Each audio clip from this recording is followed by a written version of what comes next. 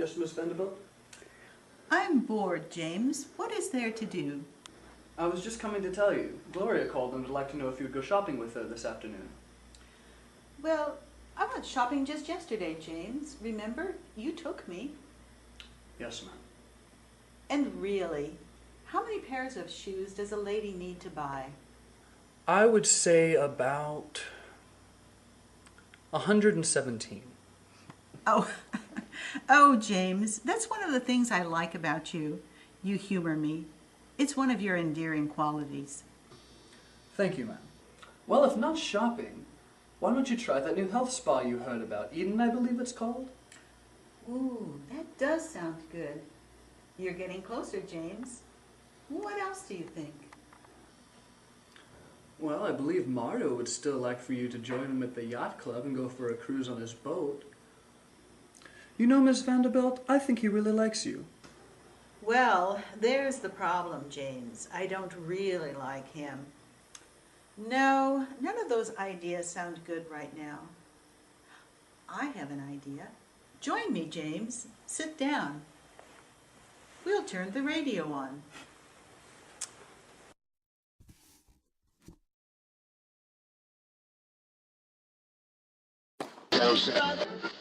The radio is on. The radio is on. The radio is on for me.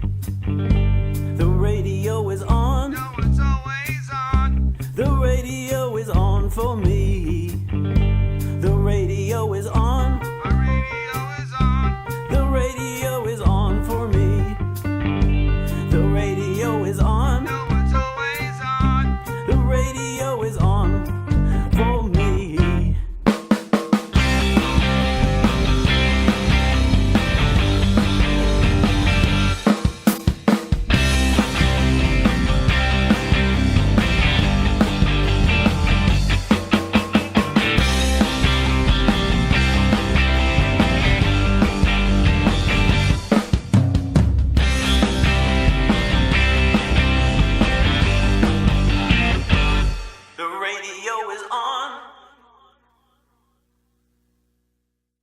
And now, I'd like to introduce to you a man who, as a child, had Ritalin been invented, he most certainly would have been on it.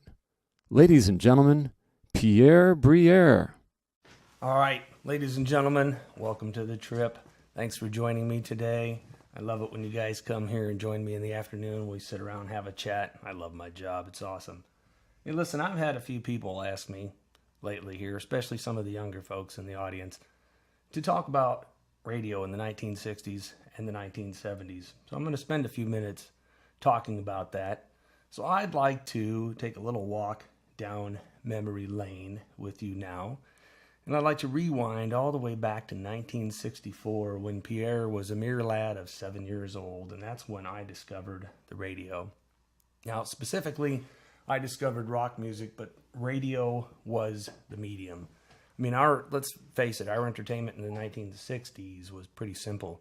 We had television sets, we had radios, and we had record players. So I discovered the radio, and I got this routine going very early where I would literally race home from school so that I could get my homework done, any chores I had to do, eat supper, and by 7 o'clock, 7:30, I was sitting in front of my radio for the last couple hours of my day. And I did that every day, and I listened even more hours on the weekend. Nothing wrong with the TV programming back then. It's just that my preference was more along the lines of music than it was TV. So imagine in the 60s, the British invasion. I lived through that firsthand. Now, the music wasn't strictly about the British invasion, but that was a pretty big thing.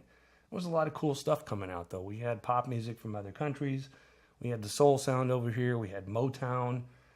We had the whole psychedelic thing sort of going on. There was a lot of great stuff coming out in the 60s. And the cool thing for me was that sometimes I'd be sitting there in front of that radio when the DJ might play that very brand new Beatles song or that brand new Rolling Stones song the first time that it was ever played on the air. And I was there for a lot of that stuff, and that was pretty cool.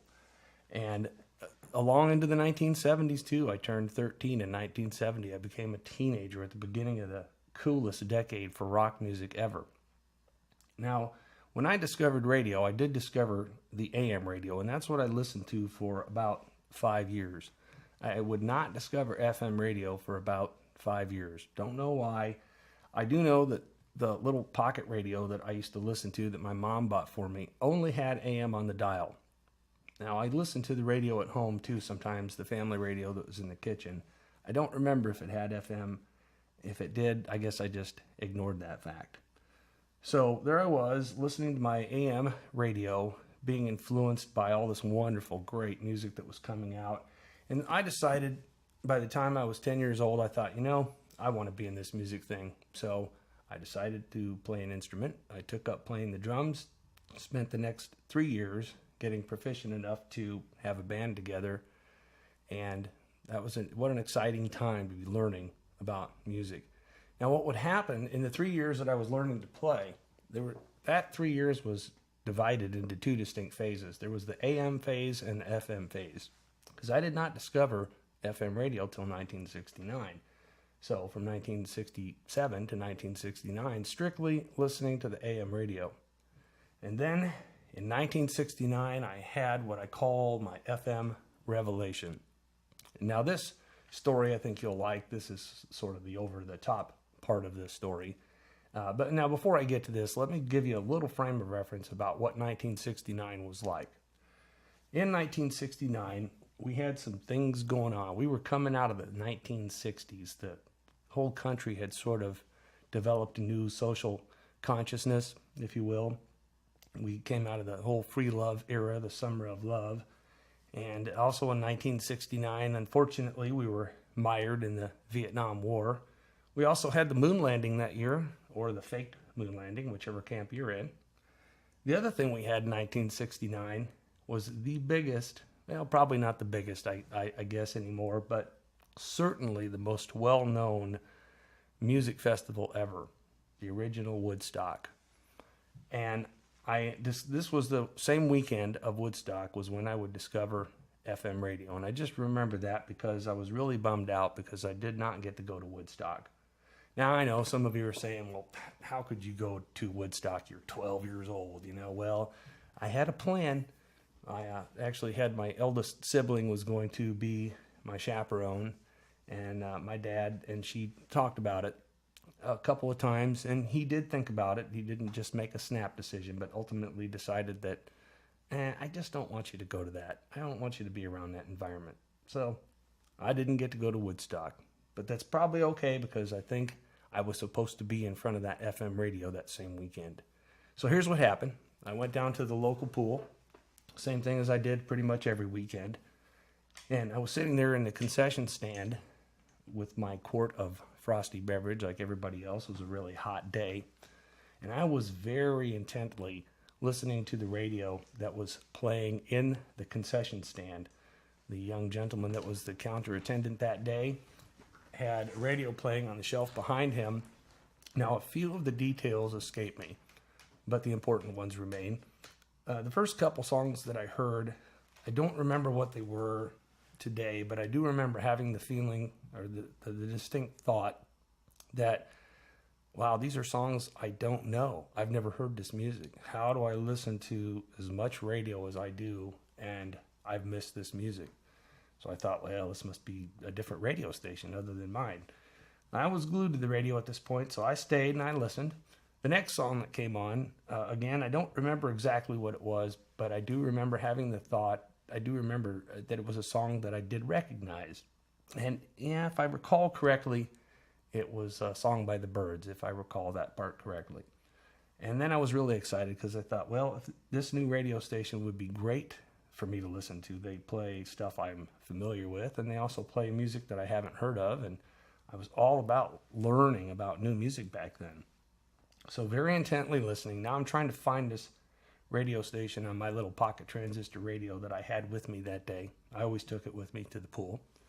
And of course, I wasn't going to find it, I guess, because it was an FM station I would discover in a few minutes, and I only had my little AM radio. Now the next song that came on, and this is the over-the-top part of the story. The next song that came on and I do distinctly remember this, was The Pusher by Steppenwolf. Now, if you're not familiar with The Pusher by Steppenwolf, that song's lyric features use of the G word. They take God's name in vain repeatedly, over and over again. Now, the amazing thing about this story, and I got to tell you, as I've thought about this story over the years, you could never play this song on the free airwaves today without at least bleeping out the G words. But I heard this song unedited on a little FM station in central Illinois, summer of 1969. Totally amazing that you could just never play the song today if you did, and you didn't edit it, if you didn't bleep out the G words. Oh, the FCC would send down a SWAT team to your station. They'd probably arrest everybody in sight, haul them off to Guantanamo Bay, yank the license of the station, and that'd be all she wrote. So anyway, I heard this song, and then I was like, wow, I got to find out what this station is. The line died down finally at the counter, and I went up with my little pocket transistor radio. In fact, I remember I held it up to the man behind the counter and said, sir, could you tell me where I could find that radio station on my radio? And he looked down at my radio and he said, well, you won't find it on your radio. Well, I was crushed, of course. What do you mean I won't find it on my radio? He says, well, you only have AM on that radio and you need FM. I looked up at him and said, what's FM? I think at first he maybe thought I was kidding, but he realized I wasn't. He said, look, let me show you. He took his radio down off the shelf. He said, now, see this toggle switch here? This way goes to FM, this way goes to AM. You need a radio that gets FM, and then you can have this station too.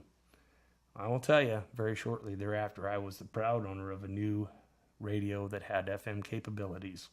And wow, did things change for me. My musical horizons broadened so much. The rate at which I was learning new material grew exponentially. It was just a crazy time. It was a wonderful time. So I discovered FM radio in a very, very big way. Ladies and gentlemen, now I've been talking about the music from the 1960s and the 1970s and raving about it pretty well. But I do want to mention that something that's just as important, maybe even more important than the music, is the personalities, the people behind the microphones. Now, if you think about talk radio, that's all you got. I mean, when you join me on the trip, basically what you have is me and the occasional crazy guests that we have on the show. But the stations that have music formats, think about those stations. What do they still have? They still have that human element that we want. They still have DJs. Now, for those of you that are younger in the audience, DJ stands for disc jockey, which I find kind of funny because I don't think there's a radio station left in the country even that plays any kind of a disc. It's all gone by way of the digital file. But now you wouldn't go very far through life being called a digital file jockey. So DJs they are, and we have them at radio stations. Why? Because you and I, the consumers, the listeners, the customers, we want them there. We want to be able to identify with that human element. They are the people, they are what makes a radio station, honestly.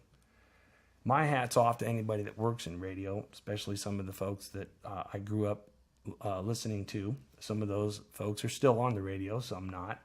And anybody that's in radio today, I'd like to give a big hearty thank you, because radio has always been such a big part of the entertainment in my life. And radio really is a labor of love.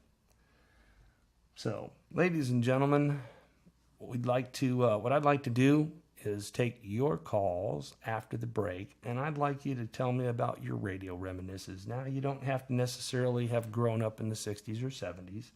We'll take the calls from anybody. So you younger folks, be sure and call in too, and share your radio memories with us. So we'll be back after the break. You've got Pierre Briere on the trip. The radio is on.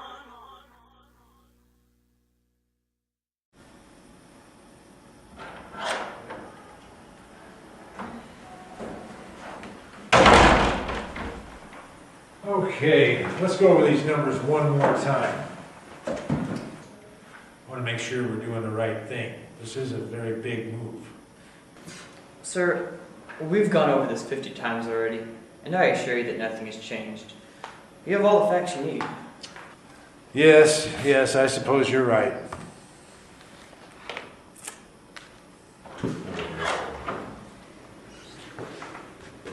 Knock, knock.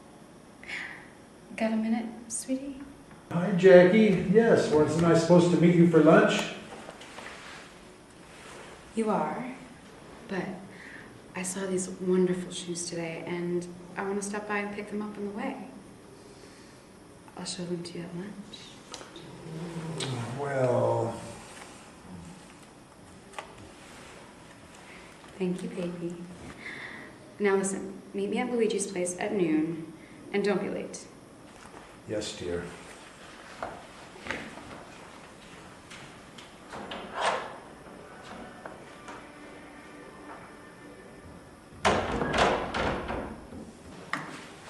Prescott, Yes, sir? do you know how many pairs of shoes that woman owns? 116 pairs. That's how many. And with this pair today, that will be 117 pairs of shoes. Now I ask you, Prescott, how many pairs of shoes does a woman need, for crying out loud? I don't know, sir. 117? Very funny, Prescott. I'll tell you something else that's been bothering me. She's been spending a lot of time at the gym lately. I think she's seeing someone on the side. What do you think, Prescott? Oh, are you sure? Really? I'm going to find out for sure. And when I do... Am I interrupting you? No. Come on in. Come sit down. Oh, good. You're here too. All right. I'm glad everyone can make it. I've got lunch with Jackie in an hour, so let's get right to it. All right. These are the marker materials needed, sir. Uh-huh. Very This nice. shows the increase of the power ratio. Mhm. This one shows the overall market share. Uh-huh. Got it. And this one, sir, shows the demographics of the current market. I also have the raw data here, and from the original studies, and the recommended. These two should get a room. No kidding. Hey, have you got time for lunch today? I have a question about these figures. I'm concerned about our future here. Sure, I can do that. Where would you like to go? Let's try that place down the street. Okay. Ladies and gentlemen, we're trying to conduct a meeting here. Maybe you two should get a room. You know, it's funny you should say that. It's not funny. I'm not funny. I'm not trying to be funny. We're just trying to conduct a meeting here, please. Okay. Fine. Now these figures paint a pretty nice picture. I like what I'm seeing here. And times are changing, and I think it's high time we embraced a new era. Look, Dick, forget about the marketing. So what if we make an extra, what is it, Janet? $50,000 on a projected $1.2 million increase. Look, Yeah. I paid a lot of money to a consultant to help me figure this stuff out. And I think we should follow his recommendations. It would kind of fly in the face of having spent all that money if we just abandon his recommendations, and I think we should take them, which is to abandon this dinosaur. Look, Dick, these consultants take into account the brand of loyalty. Do you, or have you ever paid attention to, wait, no. Let me answer that. No, you haven't. Anyway, to answer my own question, you have never paid attention to what is going on around here, what is right, what is wrong. And in spite of your incompetence, your talk show is a powerhouse in this industry. Do you realize that your power ratio is 0.97? When I came here, and now it's 1.8, and that's only in the past 8 years. But you don't seem to care about that. You don't even think long term. You don't even know if your new audience is going to have the same loyalty that you're expecting from this previous format. Oh, well, thank you for your input. I'll try to remember that I'm the boss and that I support the decision fully. Sir, I feel... No, wait, I'm compelled to listening to 80s pop divas providing me Let with her cash talk, flow. Dick. Sir, these marketing figures were provided to me as well. I agree that if you are the first light format station in this market, and you will be, then you have an advantage. You will have the edge because you were the first. But you will have to build this market fast and hard because when the competitors come, and they will come, you will need to have a strong foothold or you risk losing your current volume. Forget about increases if you're wrong by 1.5%. If you're wrong by just 2%, your advertising volume drops below current levels. Well, yes, Janet, thank you for your expert advice. I thought we were just paying you to provide these numbers to us. I didn't realize we were paying you for company policy. Oh, come on, Dick. She's just looking out for your future. Yes, well, thank you both for that concern.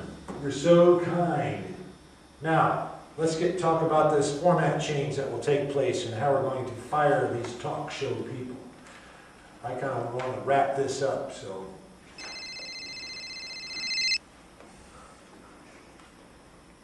Hi, honey. Yes. I'm about to wrap it up, okay? I'll be there. Yes, I'll be there on time. Yes, I will. Okay, bye. Love you. Sorry about that. Where were we? Making lunch plans for Jackie. No. We were talking about firing people. Wouldn't it be nice if we could call everyone, let them know that we're changing formats, give them time to send out their resumes, just show them the gratitude that we have for them for putting 8 years of service into our radio station. No. Both you guys are wimps. What is the matter with you guys? Too afraid to face the people that you're getting ready to shove out into the rain? You better pick one to kiss up to make the announcement on air, unless one of you wants to make the announcement when it gets on air. No way. No thank you. I have mic fright. Yeah, that makes me wonder how you got into radio. Oh yeah, I remember. My daddy gave me this radio station. You're pushing it. You won't fire me. You know that I'm the only guy who's ever worked for you this long. And why? It's because I figured out how to deal with your bullshit and how to manipulate the situation and take the best hand at this circus and that organ grinding monkey and that wife Jackie of yours. You won't fire me. I'll go now though if you want me to. William, please sit down. I'm going?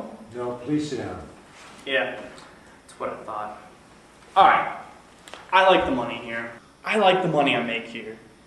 I don't stay for you or that little boy. I stay around for the other people. I like them. They're my friends. So, I guess I'll stay. But for now, it's only going to be for the money. So expect no loyalty. And I'm only sticking around until I find a better offer. But let me tell you, Dick.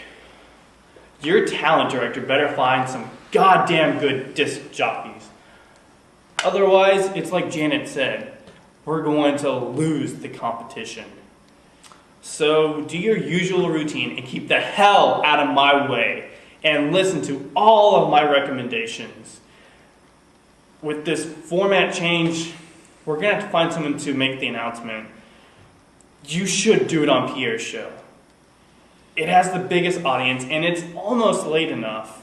If we do it on Larry's show, who knows though? It might be the biggest ratings Larry's show's ever had. I suggest Pierre's show. Yeah, how are we going to find a powerhouse to follow Pierre? Well, if your talent director had listened to all my recommendations, we wouldn't have this issue. Look, why his show? It's not towards the end of the day. I wanted the announcement made towards the end of the day. Besides, I don't even really like Pierre. He's liable to do something wacky. The self-appointed king of radio. Booga booga! Shut up, you little snot. He's not the self-appointed king of radio. The ratings make him that. And let me tell you this too, you little puke. He's the nicest person that I know in this station. By the way, your tie's crooked. Okay, allow me to explain this to you. You want people to know about the format change. You want people to hear about it from the station itself. Pierre's show has the largest listening audience. It's on at the right time. People are coming home from work. People are listening to the radio, sitting in their car. And he's carrying a conversation with them. He's like a personal conversation that they can have. The audience drops dramatically after 7 p.m., Larry's show. So we want the announcement to be made when everyone's listening to the radio station. That's why you have to do it on Pierre's show. All right, Pierre's show it is.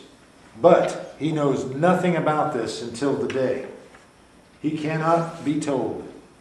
In fact, I don't want anybody to know about this announcement. Not until the last second. Lips sealed, right? Right. Right? Right. Right? Right, William? Yes, Dick. Lips are sealed. All right, people, let's get to it. I will get talent directors started with recruitment. I expect in a few weeks to a month, we're going to have DJs in place. Prescott, you get with marketing and advertising and get some new materials put together. The sales department needs to start working with our existing clients and going after new ones, and we will have to do this fast. Yes, sir. Right away. Well, unless you have anything else, people? Nothing. I'm done here. All right, people, snap to it. Let's do our jobs. Yeah, I'm sure some of us will. Prescott, can you stick around for a minute? The radio is on. All right, ladies and gentlemen, welcome back to the trip. I'd like to spend the next few minutes complaining. Yeah, I know, I usually don't do that. I like to keep this show light and airy. But I'm going to complain today. Now, I'm not going to complain about some major world upheaval. I don't want you to have to do any heavy thinking, so no nuclear proliferation or anything. I'm going to complain about concert ticket prices because I feel that concert tickets are nowhere near as affordable relative to wages as they were, say, just about 30 years ago. In fact, I've selected the year 1977 to compare to today, and I will show you with the numbers that I have compiled that we are falling behind. So let's go back to 1977, and we'll look at wages first. In 1977, the average wage was $4.89, and we're going to call that $5 for rounding. The minimum wage back then was $2.30. Now, I believe that the average wage, I believe $5 is a good number for the average wage based on my employment history in the area of the country that I lived in at the time. And I was in a place where we had manufacturing and I was part of the support sector. So I think $5 an hour is reasonably a good figure for an average wage in 1977. Now let's look at wages present day, 2010. Really, the latest figures I have are from 2008. They come from the Social Security Administration website, so we know we can trust them, right? Average wage in the country 2008 was $20.67. So again, for rounding, we're just going to call that $20. Minimum wage, of course, in 2008 was $6.55. So now we've established that we had an average wage in 1977 of $5 an hour, and we have an average wage in 2008 of $20. That means that our wages then in the last 33 years have quadrupled. Now we're going to look at concert ticket prices. So let's go back again to 1977. I am going to base a $10 average ticket price on my personal experiences of having attended more than 100 shows, and probably 70 or 80% of those before 1980. From 1974 to 1980, I was going to a concert someplace at least once a month. So saw very, very many shows. And 1977 was a busy year particularly. And I remember being able to see so many bands, established acts that were playing 20,000 seat arenas for $8 in the cheap seats, $10 in the middle of the arena, and $12 down in the front row. A good barometer for 1977 would have been the Pink Floyd show that I saw in Chicago at Soldier Field. We saw Pink Floyd for $10.60. I just remember that because it was a little bit of an odd price point. And in fact, the ticket stated that 60 cents went to the city of Chicago for parking. So in essence, we saw Pink Floyd for $10. So now what we're going to do, we've looked at concert ticket prices now in 1977. So let's go ahead to 2010 and look at concert ticket prices. Now I was not able to find anybody else's statistics on this, so I kind of compiled my own. I looked up about 8 or 9 different bands and what they were charging for prices. I found cheap seats at $50 and front row seats at $1,000. When you get down from the cheap seats onto the floor, just to sit at the rear sections of the floor, are $200 a ticket. So I believe it would pass the reasonable person test, while yes, a little bit unscientific, that the average ticket price today is $100. So we had a $10 average price point for tickets in 1977, $100 price point in 2010. What does that mean? That means that concert ticket prices have gone up tenfold. But wait a minute, our wages only quadrupled, right? Well, what that means is, in 1977, you could have worked 2 hours of the average wage to get the average concert ticket. 2 hours, $5 an hour, $10 for the concert ticket. Today, however, at $20 an hour and $100 for a concert ticket, you're going to work 5 hours to get that concert ticket. So tell me how that works out. How are we keeping up? Now, I know there's going to be some economist who will probably want to call into the show and tell us about some inflation index or table that shows that we're about where we should be for concert ticket prices. But don't call in unless you have a purchasing power index. I haven't been able to find one. So when you get one of those written up, you can call in and then we'll talk. And I found out, really, I looked up some other things. We've fallen behind in our purchasing power from 1977 to today on many items, but I'm just going to talk about these concert tickets today. I'm not going to hammer on the whole subject, but I do think that it's a little bit depressing, bums me out a little bit, because I'm sure that there are some young people today that are as enamored with their music as I was as a young man, and I'm sure they'd like to go to 100 concerts, but imagine trying to be able to afford that today. Crazy. Now, this is a problem, and I did not come to this problem without a solution. It's a guy thing. It's at least a Pierre thing. All you have to do, this is all you have to do now, go talk to your boss tomorrow and say, hey, look, I heard Pierre Briere on the trip, and he talked about a purchasing power index between 1977 and 2010, and boss, we're falling behind out here.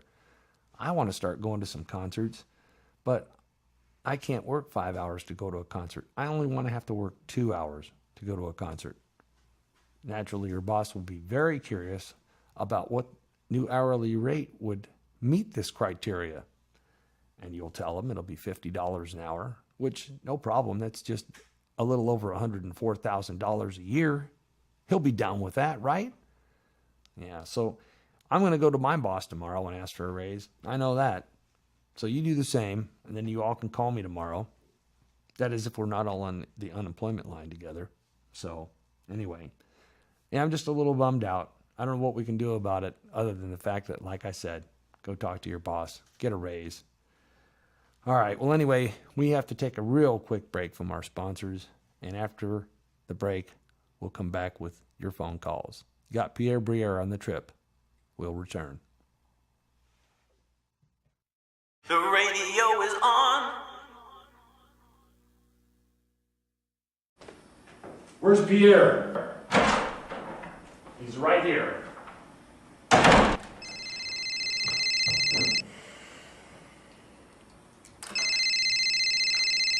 Yes, honey. Yes, I'm going into a meeting now. Can it wait? What? What? You'll have to excuse me for a minute.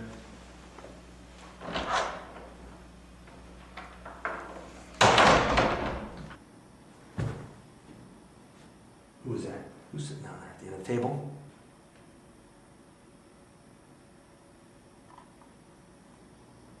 Pierre, it's Prescott.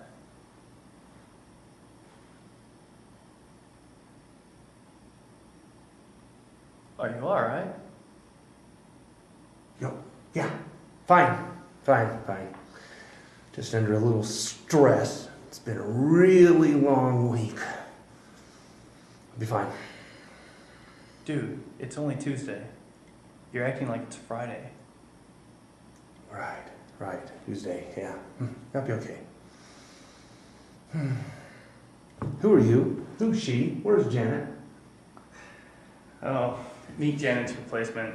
Pierre, Miss Hatchet. Miss Hatchet, Pierre. Well, I'd like to say I'm pleased to meet you, but I'm not, so I won't. What, did Dick pick this one up for 35 grand? 32.5, actually. Well, she talks. Hey, I'm sitting right here, you know. Yes, so you are. Look, Ms. Hatchet, how long have you been working here? This is my second day. Great, long enough for you to figure out that this place is like a zoo. Except, you know, there's always that one guy at the zoo that has to jump the fence and get into the enclosure. Why does he do it? To get closer to nature, to be with the lions and the tigers, and because he's an idiot. And then you know what happens? I'll tell you what happens next, Ms. Hatchet. He gets mauled and he dies. That's what this place is like. You're gonna love it here. Welcome aboard.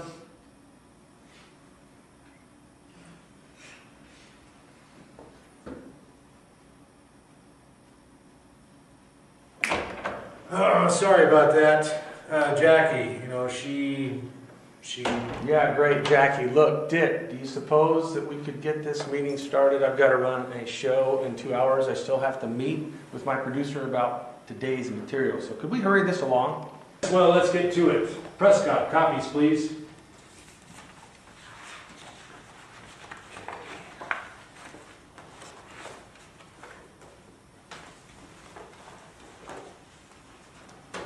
Prescott, what the hell is this?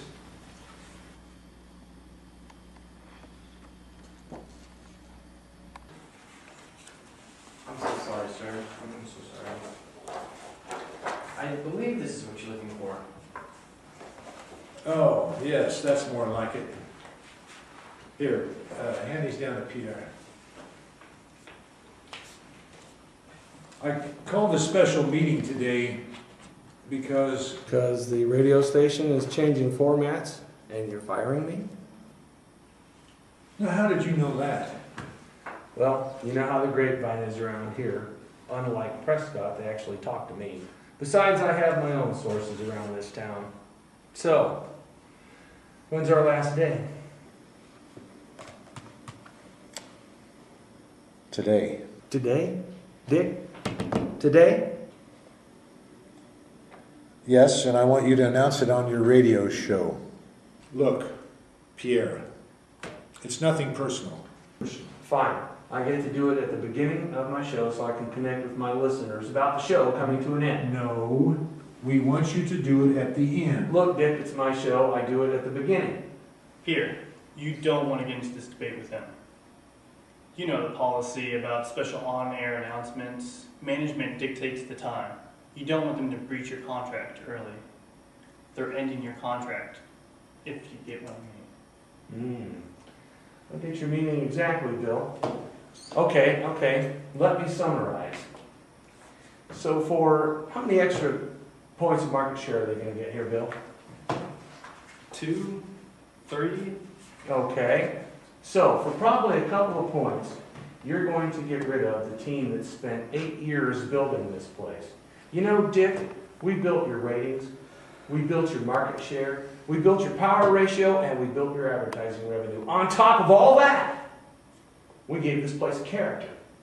And so what are they going to get? About 2 points, which is going to add up to about, I don't know, and correct me if I'm wrong, Ms. Hatchett, about $1 million, maybe $1.5 million more in advertising revenue, about $50,000 in profit, which is a pittance compared to what you're already worth, Dick. And how much are you worth, Dick? No, rhetorical question. Don't tell me that, okay? Because that would piss me off more than I already am. I mean, you call me in here 2 hours before my show to tell me that I'm going to tell my listeners at the end of my show that it's over. 2 hours before my show, Dick. 2 hours. You know, you're totally more ruthless than I ever gave you credit for. Unbelievable even for you. And now I get to spend the next hour and a half calming down so that I can run a radio show. You're a frickin' genius, Dick. A frickin' genius. I shouldn't be surprised, though. You know, but now that I have the floor, and I do have the floor, I want to tell you two something. You two are the biggest assholes I have ever met in my whole life. Hey! Okay, I'm sorry. I take it back. I meant dipshits. Better sit down, son. He's got the stapler. So, what does that mean? That means you wake up in the emergency room with a splitting headache. Yeah, and he never misses. Better sit down. Yes, you better sit down, Prescott. You adolescent vermin. Take this stapler, Prescott. Give me that before you hurt yourself. You know what bothers me about you, Prescott? Your initials are PP. His initials are PP. Doesn't it bother you that a kid whose initials are PP sucks up to an old guy whose name is Dick Gozinya? That is weird beyond words. And that brings me to the next thing I don't like about you, Prescott. You are a suck-up and not a very good one at that. Here, take that. You're going to need that. You're a little wet behind the ears. You got a lot to learn, son. And honestly, you two, you need to get a room. And you, Dick. How many dicks is that? Hey, you know, I'm starting to like her. You know what I'm not going to miss? I'm not going to miss your incessant babbling about Jackie. Jackie. It's Jackie this, it's Jackie that, it's Jackie over here, it's Jackie over there. I am sick and tired of being sick and tired about hearing about Jackie. Oh, and let's see. How does an old guy like Dick Gozinya get the hottest babe in West Smokeland County? Oh yeah. I'm a mega gazillionaire. My daddy left me a radio station. I can buy anything I want, including the trophy wife. Pierre, you can't... Shut up, Dick. Look, when is Jackie happy? Jackie's happy when you're spending money on her. And then when you're not so much. And Dick, you know, Dick, you got a feeling, you got a gut feeling, you got a feeling right there in your heart. You know, and you know you're right. You know that somebody, now you're not sure who, Dick, but you know that somebody is banging your wife. Good job, PP. Now you're in my way as usual. Let's you and I do a little business. The first thing we're going to do is get rid of this formality. I'm fired, it's my last day. So, what's your first name? Molly. Molly. Good, yeah, I like that. That's a pretty first name. Yeah, Molly. But, okay, Molly. Oh, no. No. Now, look, you expect me to believe that your name is Molly Hatchet? Just when he thought his day could not get any stranger.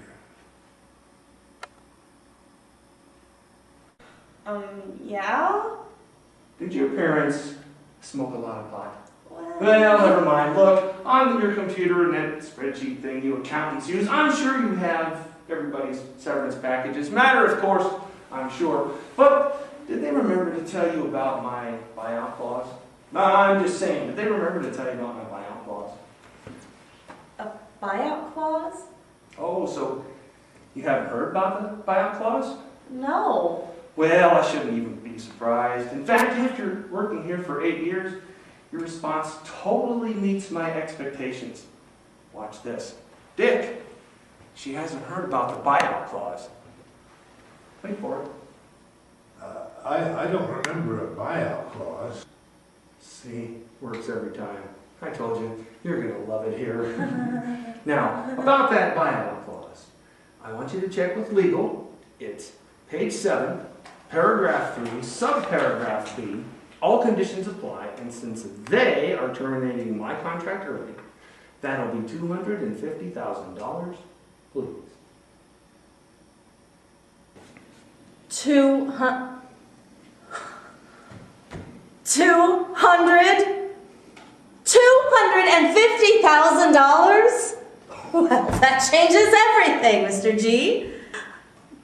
Mr. G, that is not in the figures I got from you in marketing. No, I'm not seeing that. That changes the 3-year pro forma, and the profit increases are gone. In fact, if we have to pay out $250,000, Mr. G, we lose ground for about 2 years. Well, Dick, I see you have a lot of work to do here. About time for me to bid you a fond farewell. Now, Prescott, let's rejoin the meeting, shall we? Yes. There's your stapler back, Prescott. Well, ladies and gentlemen, I have got a radio show to run, and it is time for me to go. Hey, Bill, I've got tomorrow off, so let's do lunch. Sounds like a plan. All right, I'll give you a call. Molly Hatchet, $250,000. Dick, you suck. Prescott, good luck. You're going to need a kid. And now, ladies and gentlemen, big smile from everybody. You know what time it is? It's sunrise on the suffer bus. See ya.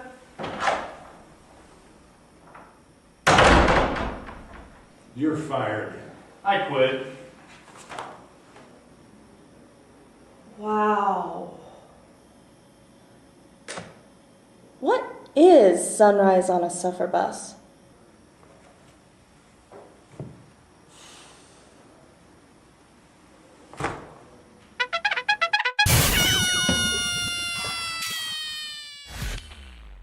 The radio is on. All right, ladies and gentlemen, this is the final segment of the show. You know, I like to tell a story at the end of my show, and they're usually funny. At least I think they are. And sometimes they have a little lesson. This one today has a lesson. This story will talk about the old cliche, never judge a book by its cover. More specifically, don't stereotype people. Now, I tell this story of me stereotyping somebody and getting into some trouble for it because I've been stereotyped a lot of my life.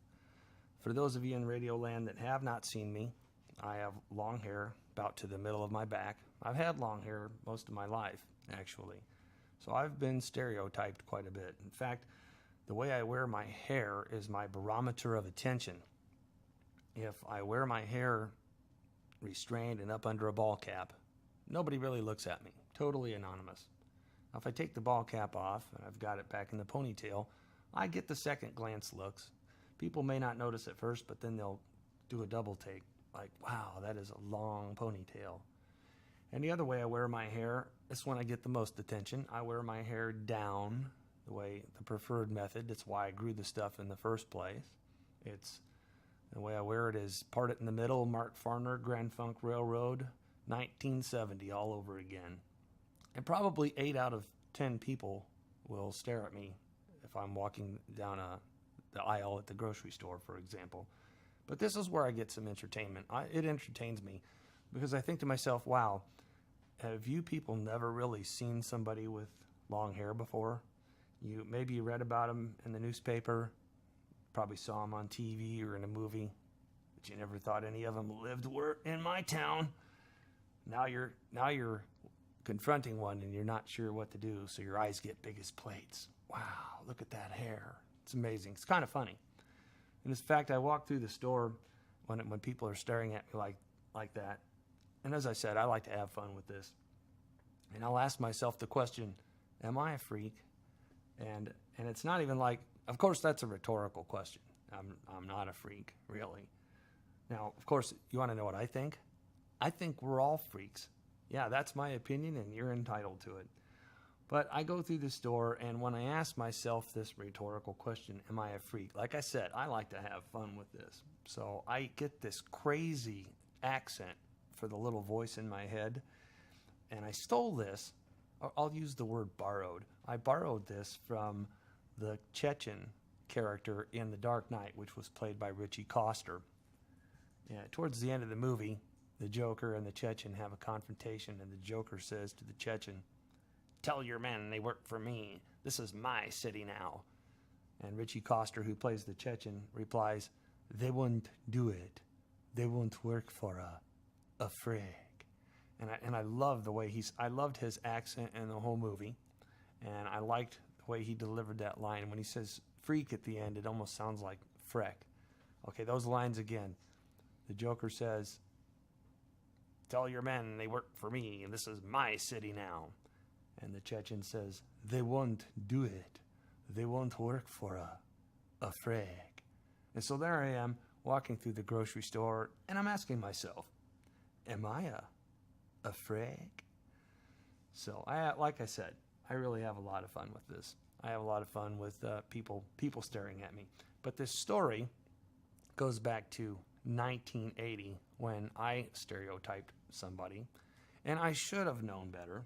I really should have known better. Like I said, I've had long hair a long time, and I had long hair back then. I mean, I should have known better, but here I was at a event where I saw somebody that I poked some fun at, and it later came back to bite me in the assets, which increased my liabilities. Now I realize there's some accountant sitting today at his or her desk that's groaning right now, because yes, that was a groaner. I saved that joke for the end of the show so that you wouldn't be groaning on the phone. But here we were. I drove up to see XTC in Chicago at Park West. Went up with a friend of mine. We took off early. We stopped along the way and had lunch, had several beers, wobbly pops. And then we got to Park West early, a general admission show, and we wanted to get there early so we could get a good seat. So we got there probably about 3 o'clock or so in the afternoon, and we were waiting in line, probably about 8 or 9 people back in line. Now, one of the things that I had just started getting into the new wave thing, had just started going to shows, and one thing that I noticed is, like at any of these rock and roll events, you'll have people that dress for the event. For example, if you go to see a Kiss concert, you'll see several hundred people in the audience with Kiss makeup. If you go to a Jimmy Buffett show, you'll see thousands of people in parrot head regalia. And I noticed that at these events where I was going to see the punk and new wave bands, that people would dress for the event. So my friend and I were standing waiting in line, and along walks this pretty young girl with the whole new wave punk look. She had orange spiked hair, and she had many piercings. Her makeup was really loud. Her clothes were loud. Everything about this girl was loud. And she walked to the front of the line. She walked by everybody and walked to the front of the line. And at first I thought she was going to cut in front of everybody, but as it turned out, she had a plastic badge that was obviously like a security pass, and she began knocking on the door, trying to get somebody's attention inside. well, my buddy that I was with started making some comments about her, and having been reached the same level of inebriation as he had, I also joined in with this, and we began to make comments not to her but about her, and she definitely could hear them, and she kept looking over at us as if to like get a good look at us too, which made me a little nervous. In fact, when finally somebody noticed her inside the club and they let her in the front door, and she looked back and got a final look at us. Kind of creepy. So anyway, she disappeared inside. About an hour and a half later, we were also seated inside, and the lights went down, and the MC came out on stage and said, "Ladies and gentlemen, welcome all the way from England, Hazel O'Connor." And out on the stage walks the young lady that we had been making fun of. And of course she spotted us. There was no avoiding that. We were right down there in the front row of tables. I leaned over to my friend and said, "Well, probably she'll send security over to pummel us later. We're probably going to get pummeled." Well, we got lucky, I guess. We didn't get pummeled, but she did a little professional nod to our ignorance at the end of the show. When she was thanking the audience, she said, "Thank you, Chicago, and I'd especially like to thank my fan club, the Hicks from the Sticks, who drove all the way to the big city to see me." And she was talking, she looked right down at us, and she was talking to us. So we skated out of that one without getting pummeled. I think we were pretty lucky. So I will tell you that was in 1980, and I have never repeated that mistake again. You just don't want to stereotype somebody, because I'll tell you the biggest reason. You never know if you're going to be poking fun at somebody that's going to be your next boss. So don't judge a book by its cover. Don't just stereotype people. It's the wrong thing to do. All right, ladies and gentlemen, we've reached that part of the show where I have to make the special announcement I told you I had to make. I wanted to make this announcement at the beginning of my show, but MGMT, that'd be management, they said no. They said I had to make it at the end of my show. So here we go. Ladies and gentlemen, as of tomorrow, the trip is going off the air. Actually, it'll go dark for about 24 hours, and it's coming back as a music format station. Now, I'm not sure exactly what the music format's going to be. They've been kind of tight-lipped about that around here, but my sources indicate that it's going to be a light rock format that appeals to women, and they're going to call it Jackie. We'll see how that goes. So, ladies and gentlemen, I don't want you to think of this so much as a sad ending as I want you to think of it as a transition to a new beginning. I will be back on the air. Just listen for me. I'm sure I might even be back in this market. I'd like to thank all of you, all my audience, for the last 8 great years here. I'd also like to thank my producer and engineer, Mark Rubel. It's always been a lot of fun working with Mark. I got to tell you, Mark writes my introductions, and I never know what those are going to be when I come in here. And sometimes he throws me under the bus, and sometimes he doesn't. Like the day I had to explain for the first 20 minutes of my show that gay actually means happy. So Janet Lee, she was a lot of fun. The station program manager, the station programmer, Bill Ellis, he was a blast to work with. Going to miss those folks.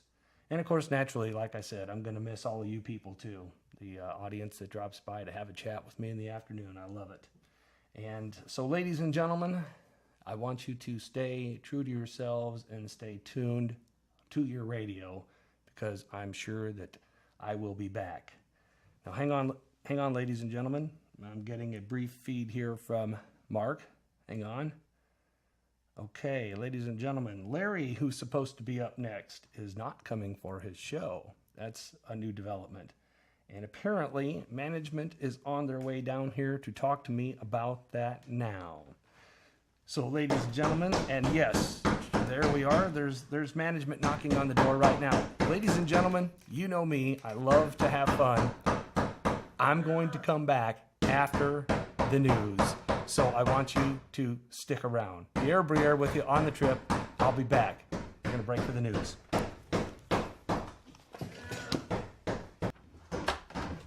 Hey, how much you like the boss? About as much as I like swimming raw sewage. Great. Want to have some fun with him? Let's go. Set me up with the talkback mic. I'll be back in a minute.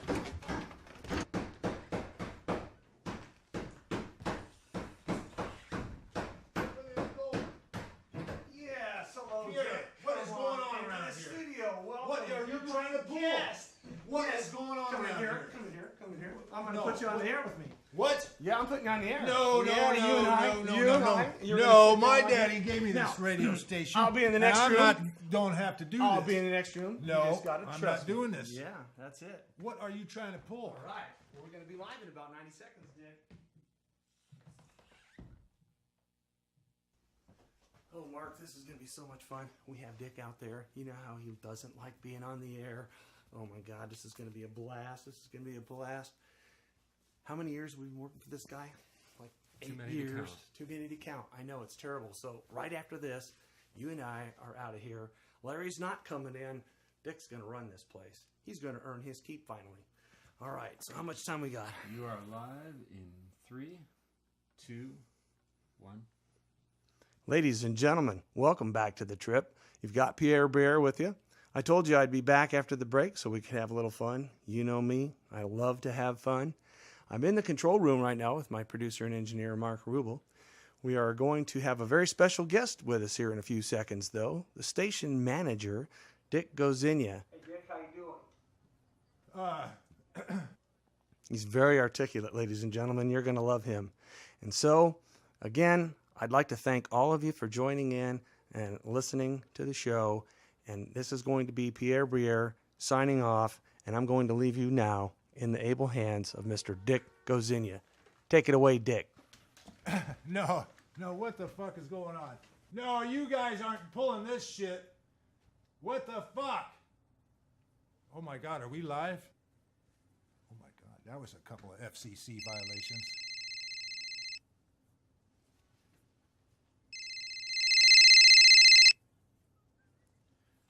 Yeah, hello, Jackie? What? What? You want a divorce? You want a divorce?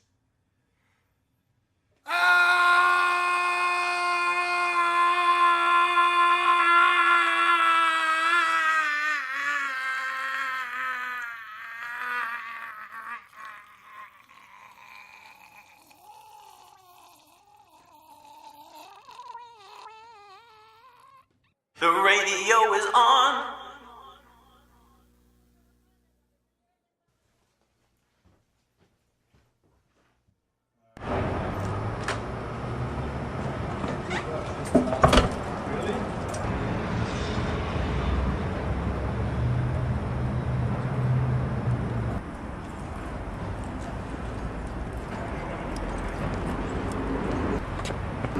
Well, gee, Pierre, thanks for ratting me out. Come on, kid. I'll teach you how to throw the stapler.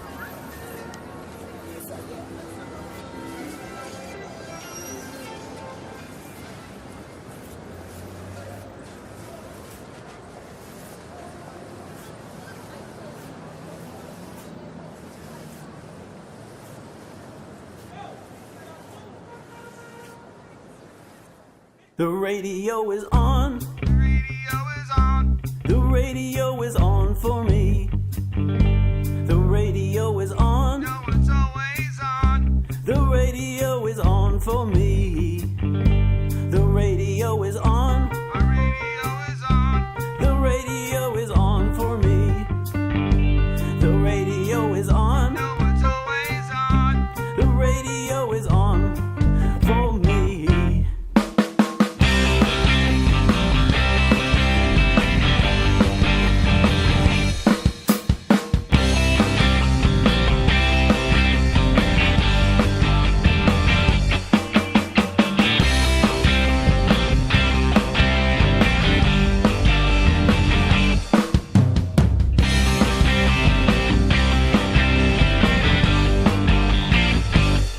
The radio is on. The radio is on. The radio is on for me. The radio is on. No, it's always on. The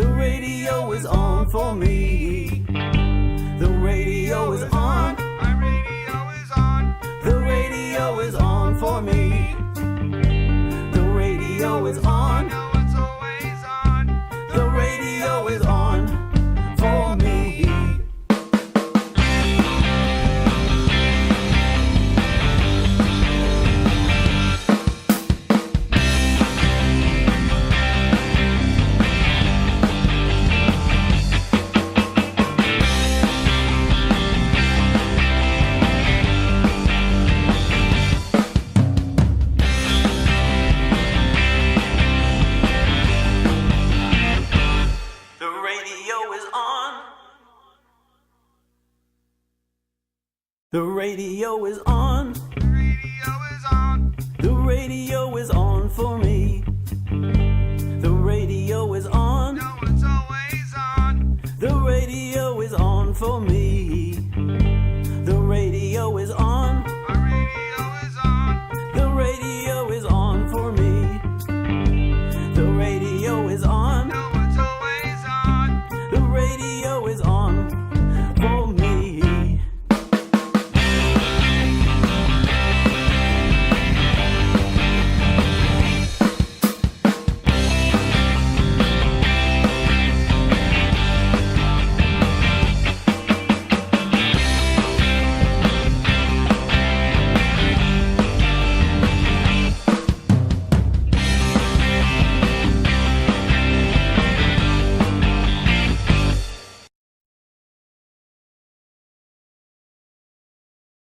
The radio is on.